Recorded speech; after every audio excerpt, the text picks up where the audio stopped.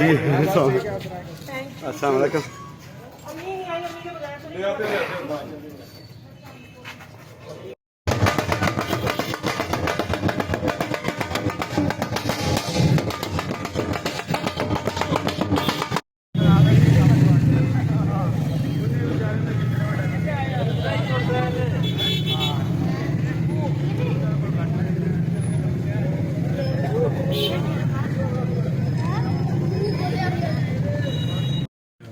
ये इनके इसका टाइम देता सर आप ये